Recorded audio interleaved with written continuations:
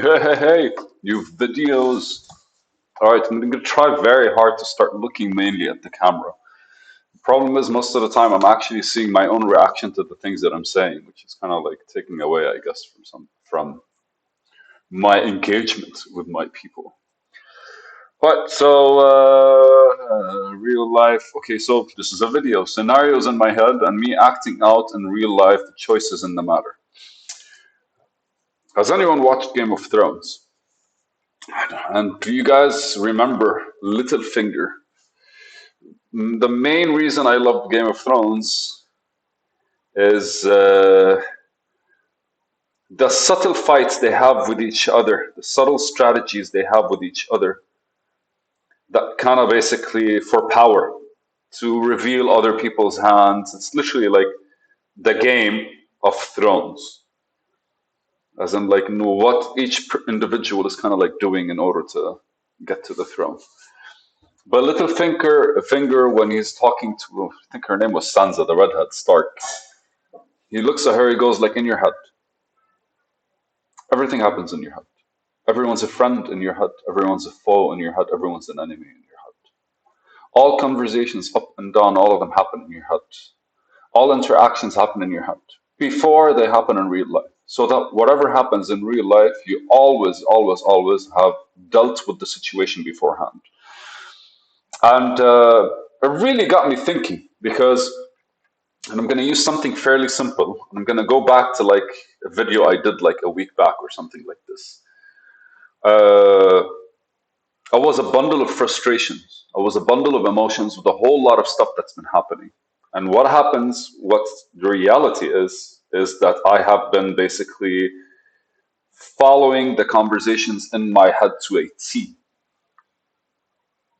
And it all changed 2 days ago when I was at the gym and I was like, Tariq, like, the one thing you need to be with yourself is honest. And that eliminated like 95% of the drama simply because they were built on nonsense. They were built on literally me kind of like stating something, accepting it when it wasn't the truth. And so basically, like, the storyline behind having preemptively having the actual like discussion in your head, the relationship in your head. If you're gonna meet somebody, actually like preemptively exploring how it could end up, what could it be, and all these things in your head. For me, that made me realize one thing that's very important. I don't know if it's important, but I think it's potent. Potent. That ultimately we kind of set ourselves up to whatever outcome we want. And normally the setup is happening that's and from an emotional state because we tend to like think more about stuff when we're emotionally involved and think less about stuff when we're not emotionally involved. The goal to be calm and to assess situations is to be able to kind of objectively, again, objectively, but no, it's to be able to look at the situation and kind of like validate it, verify it, consider some things about it, like go back and forth and actually be able to like flush out the details, like observe something to a point where the main factors of it are there. And it goes to a video I did yesterday, I think, about like uh, having fun and like games. It's a beautiful talk, by the way. Like I should actually like link it in one of those videos or something like this. But the whole concept of seeing something and observing something is basically allowing your eye to gather enough light for it to kind of like for the details to show up. It's as simple as that. That's literally how your eye works. It absorbs photons, and the more photons it absorbs, the clearer what's in front of you is. That's why if you look at something for a longer period of time, it kind of becomes more and more clear. But also, like if it's not changing, then your mind is kind of like, what am I doing? What am I doing? It starts finding more stuff in it. Or when we're emotionally involved in something, we tend to kind of like preemptively determine and have these conversations in our head. And so that when the time comes and the thing occurs, you basically already have everything prepped for how you're going to deal with the situation. And I think being calm is literally stating that we need to kind of like, I don't want to say detach ourselves from the emotions, but allow ourselves not to make a decision when the emotions are there. Because if you make a decision based on the emotions, then you kind of like finalize, you close the loop, you close the pattern, you finalize the whole engagement. But if you wait and don't make a decision and like allow your kind of emotions to kind of subside, because like when you're still focused on the thing and your emotions kind of like have set what they wanted, then they basically stop interfering because it's no longer a thing for them. And then your mind could actually rationalize in a calmer way and absorb the situation differently and be able to engage with it from a different angle, or at the very least from potential angles. But then, so when it comes to me, I literally basically have scenarios in my head. And I think that's where people kind of go like, imagine yourself doing the thing that you're doing.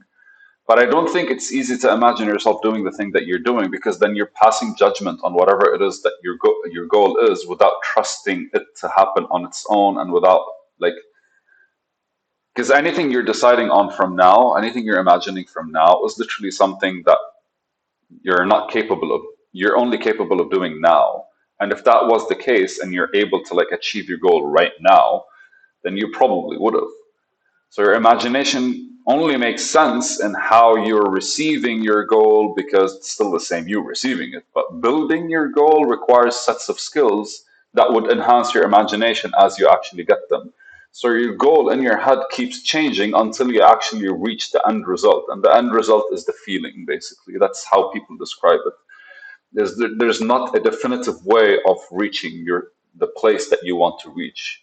It's more of a like an established connection with it that allows you to kind of engage on an emotional level with be responsive towards it happening. And the only way it could happen is if you become the person that makes it happen. So you can't make judgments from now because you're not the person that makes it happen now. So your judgments kind of like suck, or at the very least, in an easy way to describe it, is far fetched. And so ideally, all the scenarios have to be on towards every single step you basically take, kind of have to be preemptively determined in your head, because you have to engage with it from different angles until you choose the one that best suits you, the same way you would engage with people in different angles until you would engage with people on the different from different angles in order to understand to pick the conversational style that best suits you. And I love it. There's a video I need to watch. I'm planning on watching it today. It's not manipulation, it's strategic communication. So basically, it's just we always are testing things within our surroundings. We're always testing a certain way of approaching things within our surroundings. We're always observing ourselves, reacting and interacting, whether we're doing it consciously or unconsciously.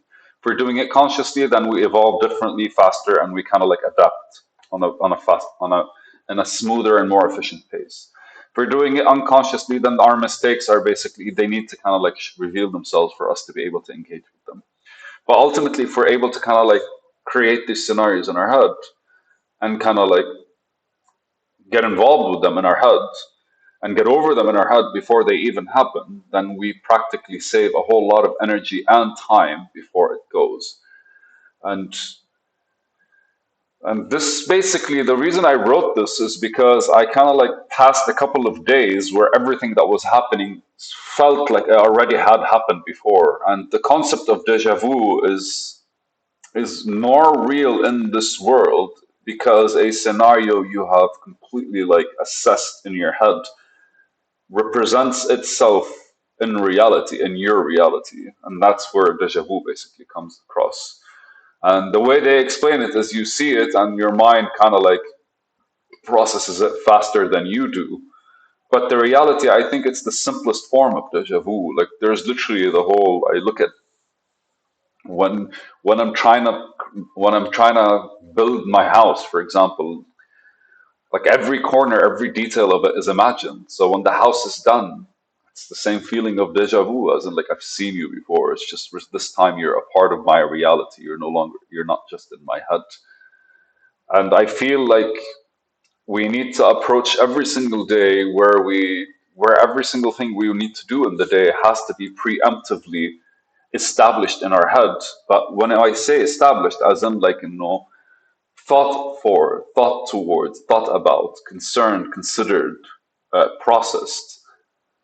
And when the time comes for you to do it, you're just going to do it the most efficient way possible. And it doesn't necessarily mean you have to be fully focused on it, but it really just has to, because you're evolving, right? You're evolving in the positions you take about things and your principles. The stronger they are, and the stronger your values are, the easier it becomes for you to actually take an angle and like eliminate all different kinds of like scenarios that could happen. So ultimately, the more you do this, the more you build winning scenarios in your head, and the more you apply them in reality, the easier it becomes for you to apply them in reality.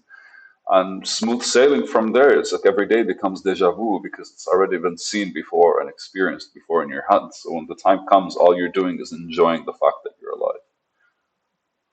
It's an interesting take. All right, scenarios in your head.